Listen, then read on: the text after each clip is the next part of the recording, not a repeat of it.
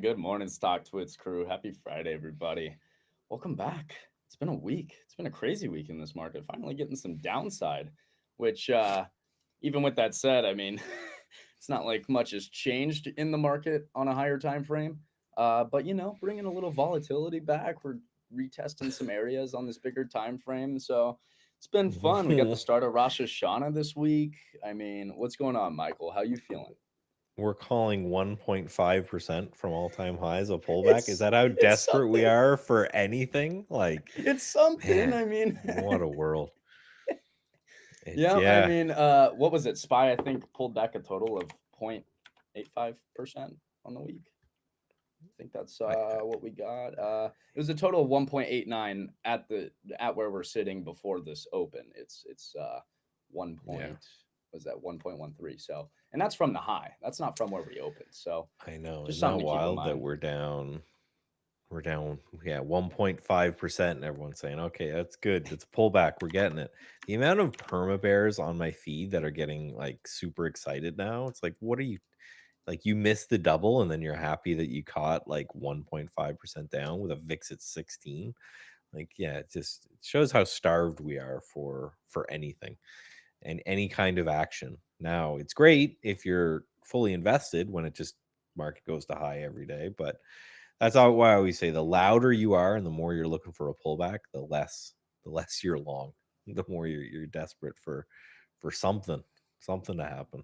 100%, because you're wanting to sit back and get in. And just in terms of like bearish thoughts, I mean, I was pretty bearish this week, but only until we retested the areas that I'm like looking for bulls to hold on this higher time frame, right? And I think on some shorter time frames, yeah, we did get a little selling. Start of Rosh Hashanah, which is usually expected during this time for Wall Street, and there's usually just a lot less volume during this time anyway. Everybody's taking it off, right? And so on those lower time frames, I was able to actually get some downside, but it didn't change the fact that on a daily chart, we were just retesting massive bullish order flow that I expected to hold, right? Well, and this is I'm about to blow your mind right now. Are you ready? Yeah. Okay. So let's go back. I just did this presentation, so I can do it quick. Let's go back. So this is the low in April, right?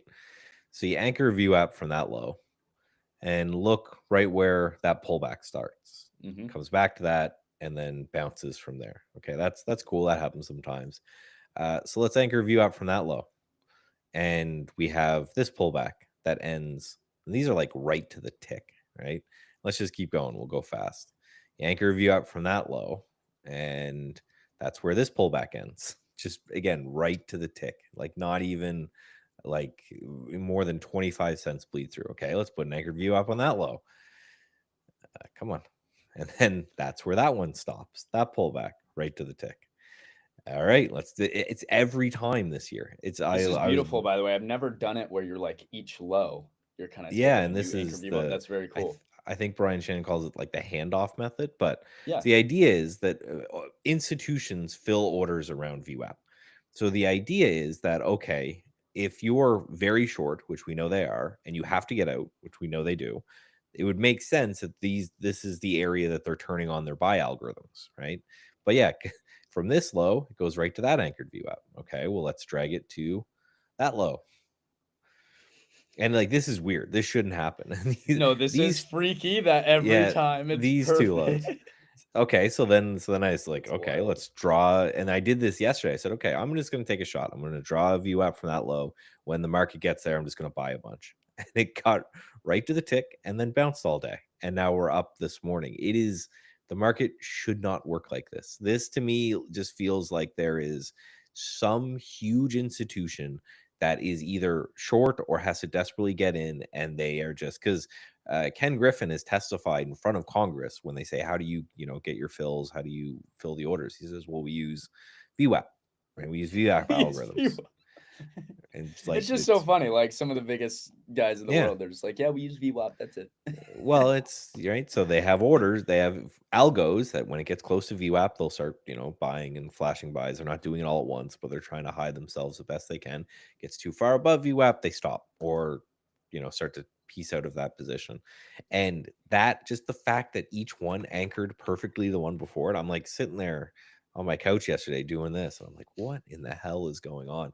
So the only thing I could think of is that if you take that data point and you combine it with the data point that if we go to the indices here and we go to the S&P 500, that they are short 250,000 contracts on net, that there is somebody out there who has essentially blown up or gotten very close to blown up, and they're just saying, okay, every time we pull back to a VWAP, I'm just going to put on the algorithm in order to get out of the position, because yeah, it shouldn't happen like that. Every now and then you get a pullback to an anchor VWAP. You're like, oh, that's interesting.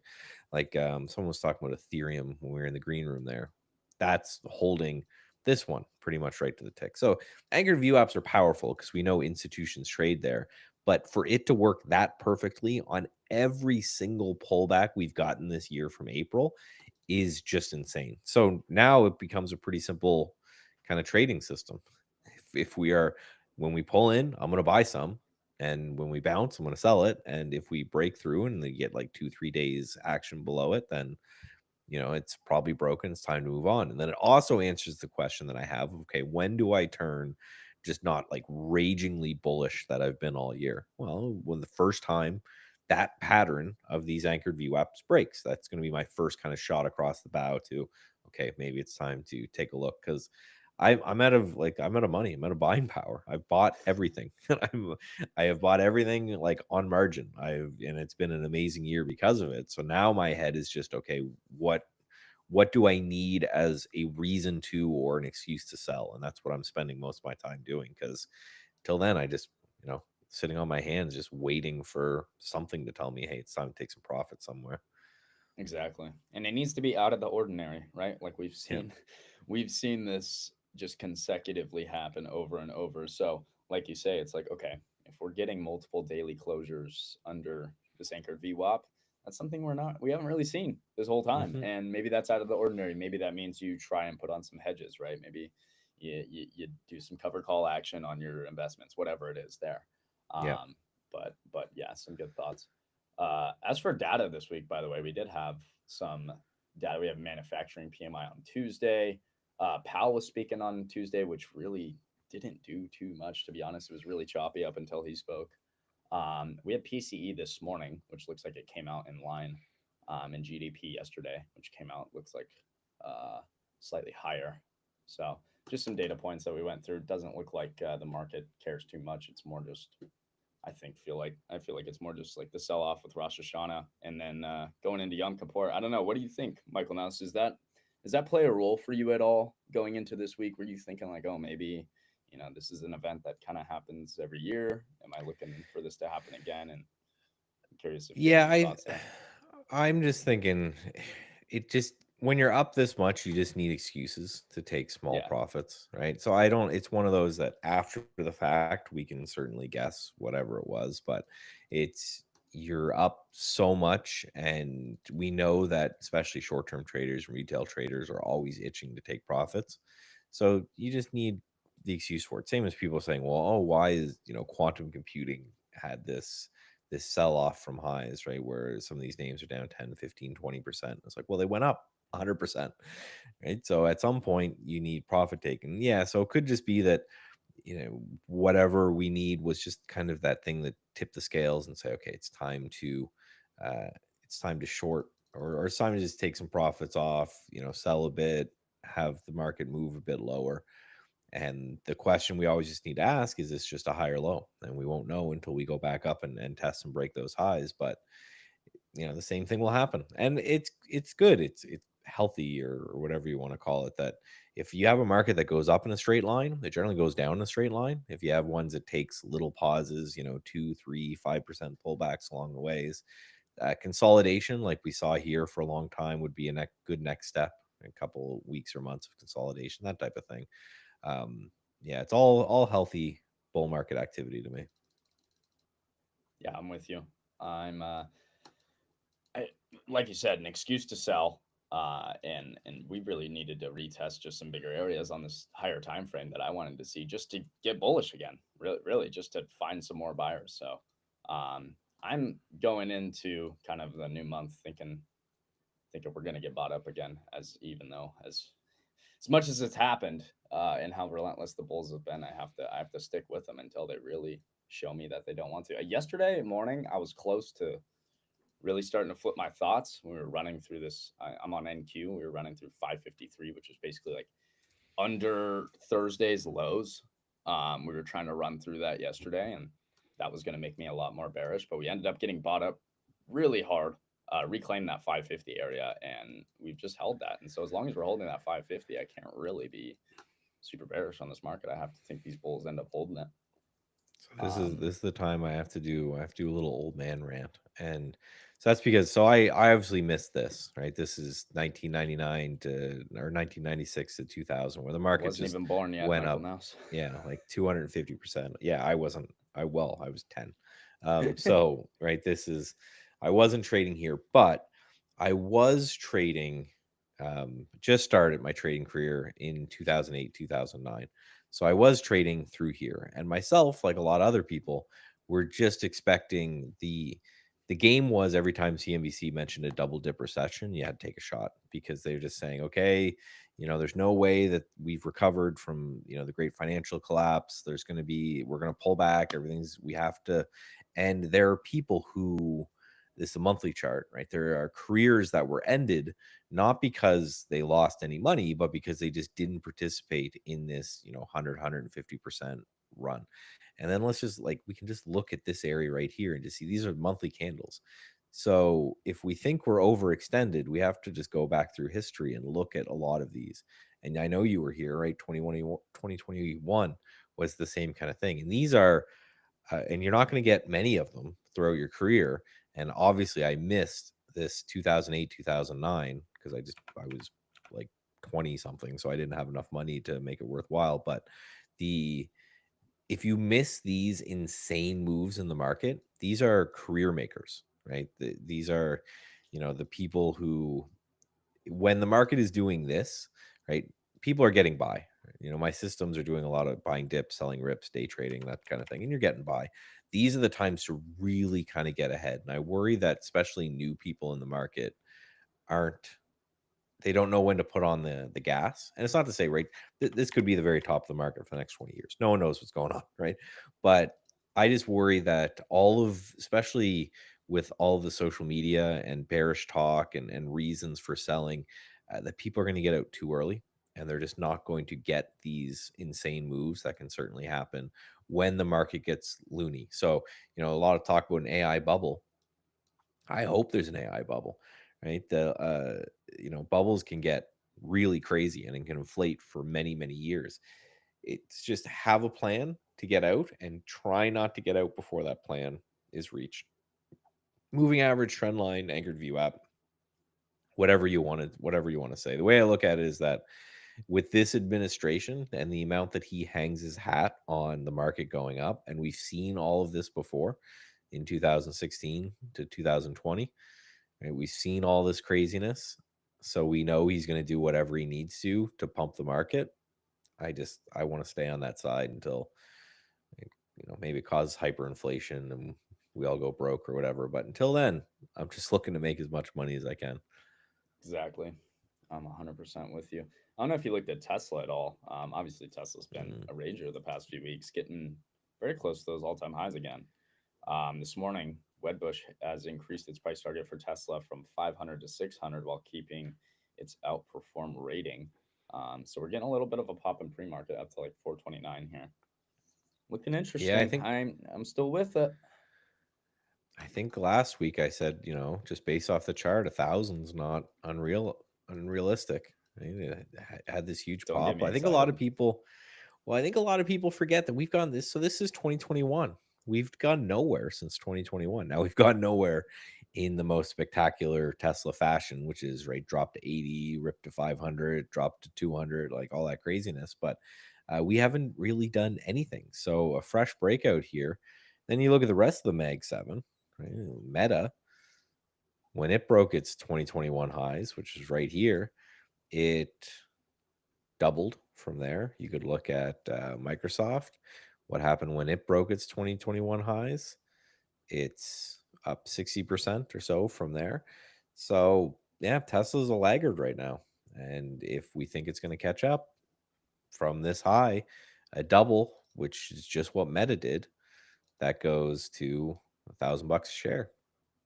So again, I have some, I don't have enough that I'd even really call it a position, but yeah, if we could, I don't think it's unreasonable, right? I wouldn't be shocked if we're talking, 2 years from now and Tesla's knocking on the door of 1,000, thinking of reverse splitting again. I'm with it. I'll be a very happy man if we see all that happen. I'm just gonna try and stay patient in the meantime and not look at the long term as much as possible. And then too, I've been trading it a little bit in terms of I haven't been trading options on it, but I've been trading just like leverage ETFs on it, and that's Yep. been fun. Honestly, just like riding it on the way up. I obviously own it long term, so I got the meat of the whole trade there. But just when I do have spots that I'm confident in on the way up, I'm definitely taking shots on the leverage and trying to make some extra cash there. So for anybody that didn't know, use that TSLT. There's TSLL, those 2x leverage. Obviously, be very careful with them because it's Hmm. leverage to the upside and downside. Okay, you can get screwed up, but I would say for a lot of people, probably better than options, easier to manage, Yes. and still getting that leverage, still can make plenty of money. So Yeah. Anything that removes situations in which you must be right.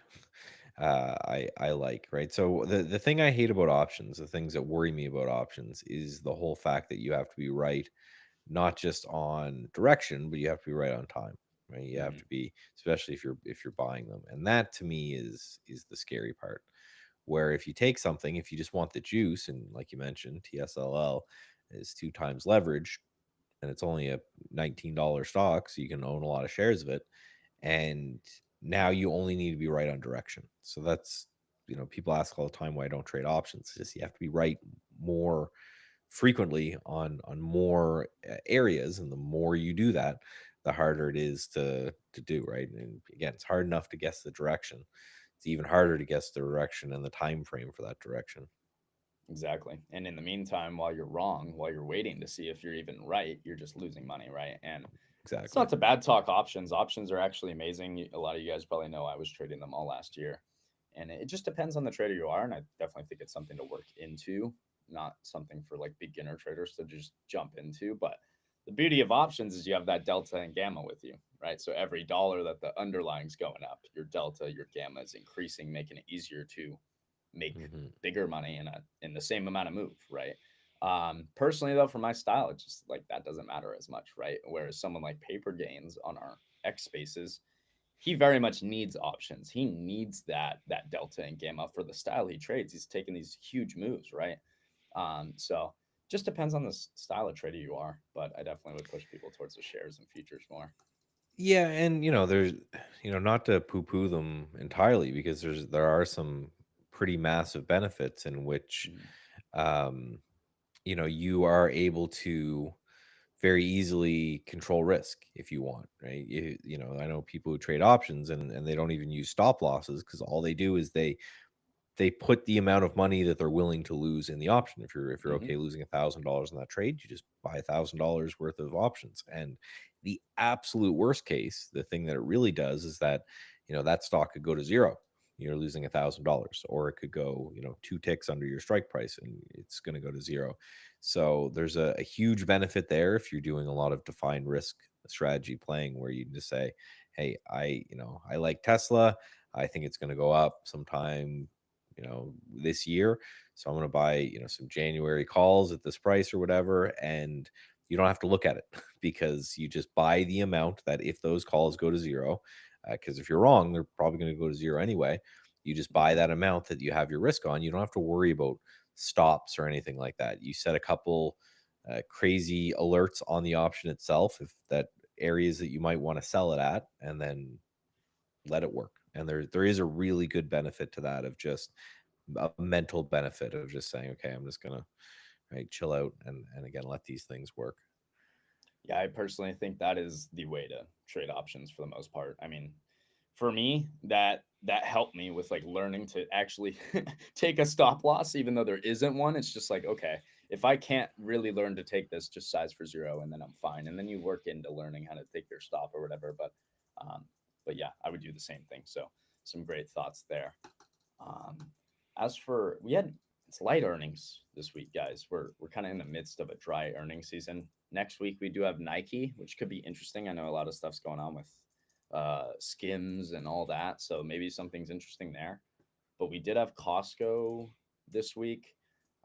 Looks like they had a double beat. Oof. Not much on revenue. They beat 1.03% on EPS.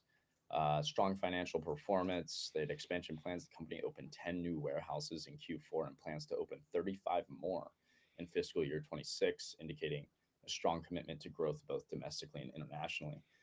Just some thoughts from our boy Emp, too. Yesterday, we were on Spaces. He says, they're literally building a whole nother Costco right next to the Costco that they have in Mexico because so many people are going there and Hmm. people are parking on the side of the roads, like fighting for parking spots and stuff. There's so much demand for Costco in Mexico, at least. And then, I mean, I see it here too. Well, I've never and gone to a Costco and it been empty, you know? So it's the looks same in it's in good my there. little neck of the woods, right? My little Yeah. tiny fishing village. We have one, and the Yeah. whole Whoa. population of my entire province is like, or the area around the Costco is like 500,000. We have one, and then they're looking to buy another one, because it's just not. It's always busy. You can never get into it, and yeah. So again, they're doing things amazingly right. Question is, when I look at this chart, right, is it going to end up looking like this, where it consolidates for like 3 years? In which case, I'm not interested. Again, Costco is one of those, at least historically. You just mark the all-time high, and you just buy it as it breaks through the all-time high, and you leave it alone any other time, because it does this consolidation. Which, if you're a dividend guy, they're paying you. Until then, yeah, kind of wake me up when we break. Although it is getting tight here, so you could maybe take a shot if we broke here. But yeah, I just worry it's going to be something like this, which kind of looks the same, where you just had to wait for that action to occur. But it has that same kind of coiling type pattern there. Speaking of dividends on Costco too, I mean, not a bad stock to hold your whole life. This stock is freaking ridiculous. And my dad has a client that has literally held Costco since he was born, and that guy just lives off the dividends completely. So those are the Yeah, real but winners in Costco. The people that have owned it their whole life, just sitting back, making a huge monthly income off dividends. It's ridiculous. 39.5% gain from its IPO. Yeah, that's right. So $1 into $39,000. It gets pretty easy, So if you did dividend reinvestment for a while, and I always like to highlight those things, because we talk about the crazy ones, the quantum computers that don't exist, and the rockets that may or may not make money 10 years from now.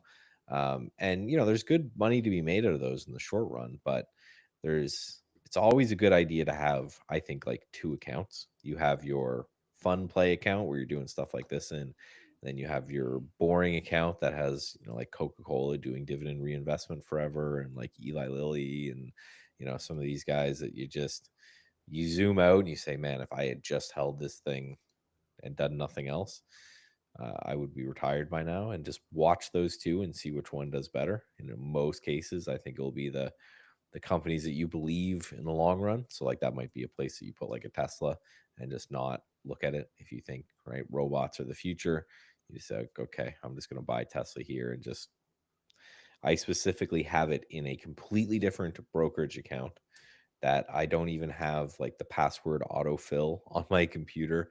I have to like go and look up the password and everything to do it. I just put as much barriers for me checking this account as possible. And it's once a month. I sit down at the end of the month and look at what happens and do some rotations. And that account does, in these markets, does extraordinarily well. Take Tesla to the moon. What else we got? We got some more earnings coming up. Not, I know we mentioned Nike next week. And the week after, it's still pretty light leading into the beginning of everything. But come October 13th to the 17th, that's where we're getting into all the banks. And then the week after that, you got Tesla. And I would like to see Tesla at an all-time high by then. But maybe we wait. Maybe that's the catalyst that gets us there. I don't know. But I'm just trying to shut my eyes and not look, basically, not look at the position. I can't. Yeah, It's too it's a good emotional. plan. Yeah, I'm too emotional towards it. But we're getting into the market open here in a couple minutes. Just just looking at things right now, I don't have a great read on the entire market right now. When I look at NQ or SPY and QQQ, we're just kind of Mhm. respecting both sides here on a higher time frame. So I'm gonna wait for the market open, get some clarity. I don't know if I'll be trading too heavily this week. I mentioned it. This week has been a bit tougher for me. I'm still in the green, but just slower week. Obviously, I think just not necessarily the downside itself has much to do with that, but because I'm all for downside direction, which way it's going doesn't really matter. It's about efficiency and price, and for me this week I just haven't found the pockets of efficiency. So maybe that's on my own doing. Maybe that's partially the market. I don't know, but just not the best week for me so far. So we'll see if we can Yeah, get something going today. for the SPY, this is all I'm looking for is, do we hold, like we're gapping up above yesterday's yesterday's Mm-hmm. high? Do we hold that? Right, we did in the post market. If you look at the same kind of area on the ES, oh, there we go. It's the same kind of thing, right? So we've had this high yesterday, and then we made a big high in the pre-market, and then after that, what, PCI or whatever it was, we broke it, and now we're back to test it. So I love when the market just sets up like this, not because there's any insane predictive power here. It's just made my life easier.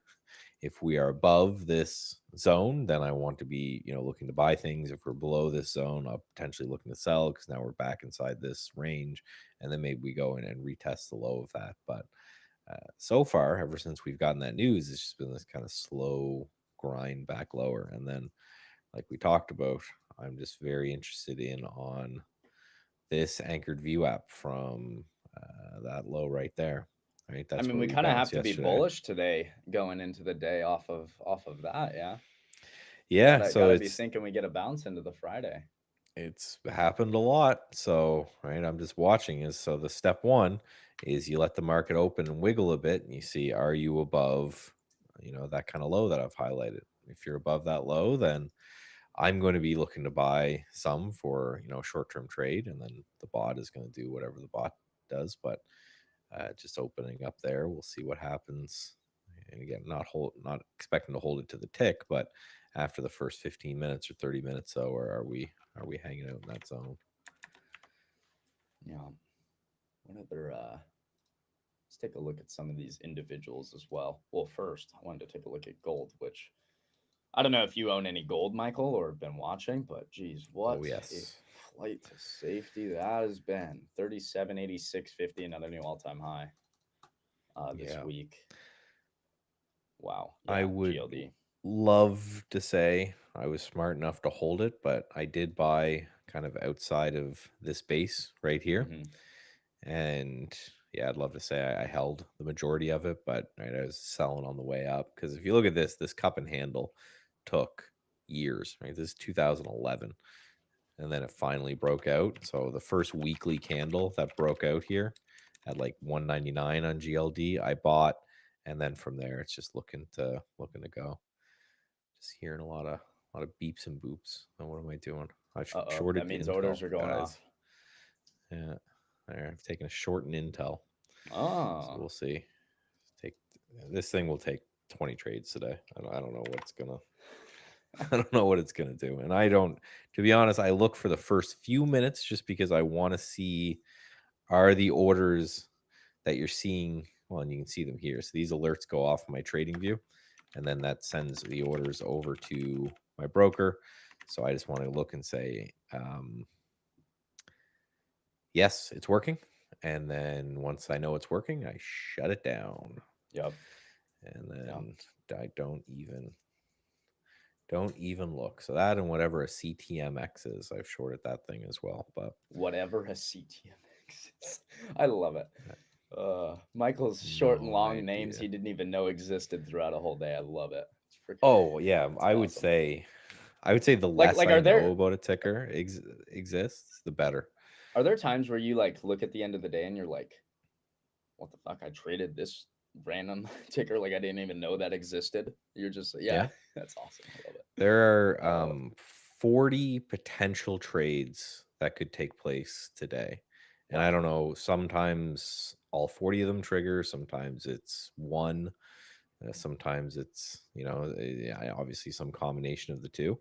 I just have no idea, right? So what this Love it. is, this particular, I can talk about this one, this Intel. It just looks at the entire history of Intel and says this move is huge in comparison to the entire history of Intel. So if, like we did, we get a little extension today, I just want to fade that. And then because I'm taking up to 40 trades, both long and short, it's over the long run, it's the idea that I'm just looking for like a 55% edge. I don't care about any individual trade. I just care about the net profit and the system as a whole. So how we'll generally look is for that first, 15 minutes, 20 minutes of the day, I'll get a lot of trades kind of rolling in, and then there'll be pretty much nothing all afternoon, and then we just see where they close. I just look at, I have in interactive brokers, they have just something called time stops where you can just set close the position if, and it hits a certain time. So like 5 minutes before the close, it liquidates everything. And based off of my back tests, you'll be better off doing that than a lot of other things, right? So it just makes life very simple. If I can just go, will this work? Oh, froze my own website froze me. But yeah, so I just run these statistics, right? So I know what every month going back to the year 2000 would look like on average trading this particular system with Is this just commission, in a everything included, platform, Michael Nauss? and To then get these back back test. tests, is this a specific platform? Yeah, I use there's two major for like quants like me, and it's Mm-hmm. Amni Broker and Real Test are kind of the Okay. two I would say that's the biggest. I use Real Test, and that's just personally because it's built from the ground up for multi-strategy testing. What is what Mm-hmm. we call it. So it can so you see that this gray shaded area line, this is the equity curve combined, and it's combined of these four different lines, and these four lines are all different strategies. So the idea is, my whole kind of concept about trading and systems trading is that I want to trade as many different strategies as I can, because I know that there's not a single strategy that always works. So the goal is to have a different strategy kind of always take the lead. So that's why I can take so many trades, is because when strategy A is suffering, hopefully strategy B is doing well, and vice versa, all along the way. And that's why, again, there'll be that many trades, because like I don't know. I'm not smart enough to know which Yeah. ones. I don't know what's going to happen Exactly. next to Intel. I just know that there's, right. I can go back to always my back test, and the beauty of having this is that when times are rough, this will help. So I know that This there's a helps you 52. have that confidence too. You're just like, oh, even though I'm taking losses, I know end of year I win. So just Yeah. keep going with the plan. Well, yeah, and I can, yeah, because I can look at this and I can say, well, here's 3 months in 2023 in a row for just the day trading system that lost money. So if I'm on month 3 and I've just been getting my ass handed to me the whole time, I can look at it and I can say, okay, that's common. And then this all in 2023, the system only made 3%. And that sucks, but that's going to happen. And that's why not only, right, for day trading, I've got swing trading and investment systems. So the idea is just more and more. And I did a Substack recently where I'm going to start building crypto systems because I think there's an That could be fun. uncorrelated edge there as well. And then, Yes. so the more uncorrelated edges I can stack on top of each other, the smoother my returns and the lower my drawdowns, which is 100% my goal as an old man with 2 kids, right? Is I just want to make sure that at the end of most years, my account value is significantly higher than it was the year before. Agreed. Well, Michael, I don't know if you have any other setups you want to touch on, or maybe stuff you're looking at going into the Friday or going into next week type of thing. For me, it's yeah. I just looked because it's short at that as well. So I'm Okay. short. And again, Gotcha. I know about these companies. I've heard about this one, but I just don't know. I don't know what's going to trade until it trades. So I look over and I see the British man from The Interactive Broker British screams at me, and I go, oh, what am man. I in now? Well, I'm I short love that. 200 shares of whatever this UU is. And Best way great. to trade, honestly. Um, yeah, it's just very emotionally detached. So for me, again, it just comes back like we were talking about this anchored VWAP from this low. And then that's the only thing that I'm watching today. And you can see so far, we're getting a nice little bounce off of this level that I highlighted, right? Which was these prior highs here.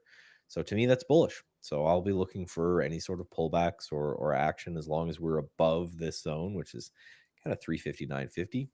I'm going to be buying stocks. If we break that, then probably time to go. Yes, sir. I'm in agreement. We got a huge pop right into the open too, like literally drop right above London low, just taking out some of these lows from pre-market and right back up. Looks like we're Yeah. respecting that VWAP pretty well. So honestly, I'm glad we did that, Michael, because that was a great like I have a whole system on how I find like my daily bias for the day, and what I'm Mm-hmm. looking to trade or which direction I'm looking to trade. But really, you could have shown up and said, "Oh, we retested VWAP yesterday, anchor VWAP. I'm bullish." Literally could have just been that simple of, hey, if Yeah. we're not, if we're trading under this with momentum, okay, I need to switch my thoughts for today. As long as we're holding that, I'm bullish today and I have no other thoughts. So, I mean, that's as simple as today could have been there.